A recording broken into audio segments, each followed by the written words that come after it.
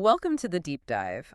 Today we're getting into something that's probably on a lot of people's minds, hmm how generative AI is, well, reshaping the American workforce. Yeah, it's a big topic. We're using a recent Brookings article as our guide here, really try and get a handle on what this all means for jobs. And it's totally natural to feel a bit, uncertain about job security, the future of work generally. Generative AI feels like a really big shift. It does. Our goal today is, hopefully, to bring some clarity. Exactly.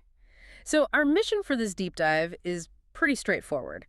We want to zero in on which jobs, looking at around 2025, seem less immediately impacted by this AI automation wave, Right. and highlight the skills that are proving durable, and maybe offer some, concrete steps you can think about to future-proof your career. It's important stuff. Yeah, and that Brookings analysis we mentioned, it found that over 30% of workers could see, at least half of their job tasks disrupted by generative AI. That's a huge number. It really is. Yeah. Which makes understanding the less vulnerable spots incredibly important right now.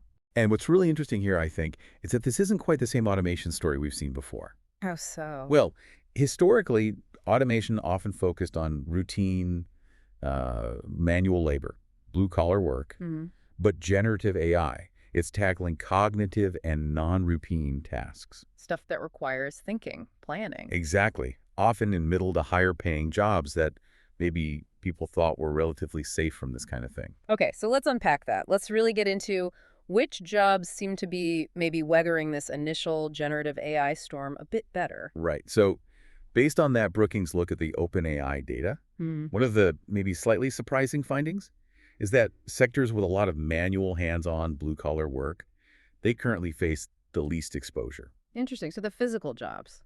Yeah, and also lower paid service sector jobs seem likely to see maybe more gradual changes in the near term. Okay. It suggests kind of a near-term stabilization maybe in sectors that often face other economic pressures.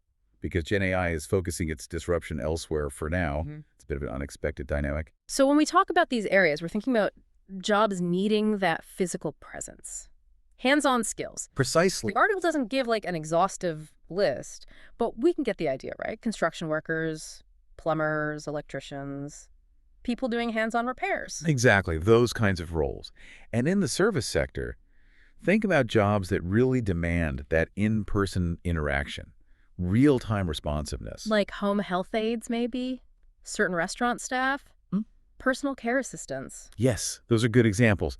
And the reason these jobs are less susceptible, for now anyway, comes down to what generative AI is actually good at today. Which is? Its power is in information, processing it, generating it, text, code, images, that sort of thing. It's not you're very adept at physical manipulation or nuanced real-world interaction. Think of it like AI can understand instructions to build something, maybe, but it doesn't have the reliable robotic hands or the physical smarts to actually do it consistently in the real world. That's a helpful distinction. Though I suppose even in those jobs, some tasks could be affected, right? Like scheduling for a crew or booking appointments. Oh, absolutely. Some administrative parts, sure. AI could influence those. But the core work, the actual physical task or the direct in-person service, that seems less exposed to generative AI alone, looking at 2025. Okay. So we're getting a clearer picture of the landscape where certain areas have less immediate disruption. But that also gives us clues about the skills that remain valuable. Exactly.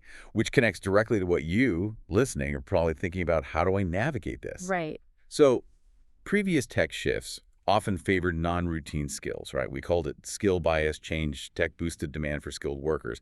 Generative AI kind of throws a curveball because it can do some of those non-routine cognitive tasks. Mm-hmm. But when we look at the jobs holding steadier right now, some key skill areas still really stand out. Okay, so what are they? What skills seem most resilient at the moment? Well, first off, pretty obviously based on what we've said, Yep. physical dexterity and manual skills. Makes sense. Many of those less exposed jobs just flat out require these abilities. The precision in trades, the hands-on care and service roles. Okay, that's clear. What's another area? Second, I'd say in-person interaction and empathy.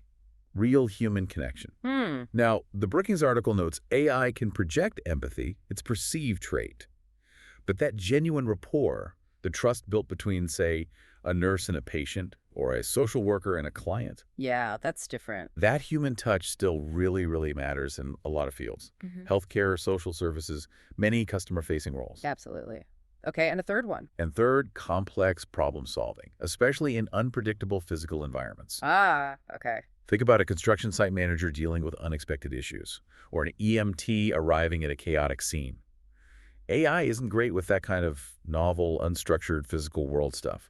It needs judgment, adaptability on the fly. It's interesting, too, that Brookings puts fields like education, healthcare, community services in a medium exposure category, Right. which kind of fits, doesn't it? AI could definitely automate some admin, maybe some data analysis. Sure. Grading assistance, perhaps some basic diagnostics. But the core work often relies on those human things we're talking about: interaction, judgment, actual care. Exactly. Like AI might help a teacher plan lessons or find resources, but it's unlikely, near term anyway, to replace their ability to really connect with students, manage a classroom dynamically, adapt to different needs, Right. or a nurse so many hands-on tasks like physical exams, giving IVs, things that generative AI just doesn't do. Okay, so we're getting a much clearer picture of where things seem to stand around 2025.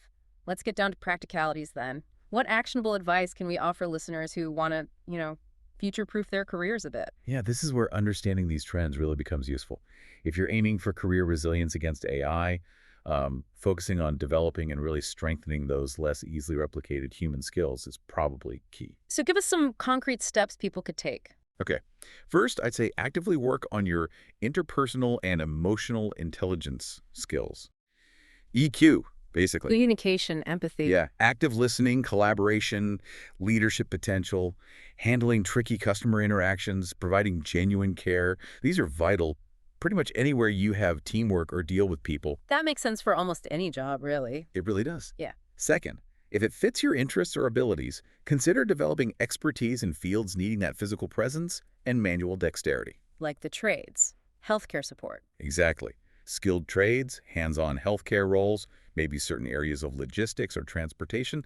Demand for those skills doesn't seem to be going away soon. Definitely worth considering. What else? Third, really hone your critical thinking and complex problem-solving skills, especially when facing new or unstructured situations. Where there's no easy answer. Right. AI chews through data, but human judgment is still crucial when things are ambiguous or unexpected. So look for chances to tackle messy problems where you can't just follow a script. Think outside the box. Good advice for navigating any kind of change, really. For sure. And finally, maybe think about roles needing creativity and innovation that really push beyond existing patterns. Mhm. AI can generate stuff based on what it's learned, sure, but truly original ideas, genuine breakthroughs, that often still requires human insight, imagination, connecting dots in new ways. Don't discount that human spark. So it sounds like a lot of it boils down to leaning into what makes us uniquely human. In many ways, yes. And overarching all of this, absolutely vital, is continuous learning and adaptability. Right. Whatever you're feeding. You have to keep learning. You really do. The Brookings article even mentions the open questions around AI's future impact. It stresses the need to basically roll with the changes, stay curious, be willing to pick up new skills, adapt. That's essential for everyone. It's also worth touching on that idea from the report about worker engagement, right? Getting involved in how AI is designed and used. That's a really important point. Understanding what AI can and can't do actually empowers workers. It helps you participate in shaping how it gets implemented in your workplace or industry. So you can help ensure it complements skills, not just replaces them. Exactly. Being informed, having a voice in the conversation, that can make a real difference. Okay, so let's try and wrap this up. Key takeaways for 2025 seem to be manual jobs, in-person service roles facing lower immediate risk from generative AI. Right. For now. The skills providing resilience seem very human-centric. Physical skills, people skills, empathy, real-world problem-solving, creativity, and the actionable advice. It really centers on developing those skills, plus that huge underlying need for adaptability and lifelong learning. That sums it up pretty well. And while generative AI is definitely bringing big changes, it's crucial to remember the future isn't set in stone. Yeah. Your individual choices, the proactive steps you take, they really can influence your own career path through all this. That's an empowering thought. And maybe on that note, here's some final food for thought for you, our listeners. We focused a lot on generative AI today, but think about how progress in related fields like robotics might eventually change this picture. Could advanced robotics start to impact even those physical jobs that seem less susceptible right now? the relationship between us and AI and machines generally in the workforce, it's going to keep evolving. Absolutely. So staying curious, staying informed, that's going to be more important than ever. Thanks for taking the deep dive with us.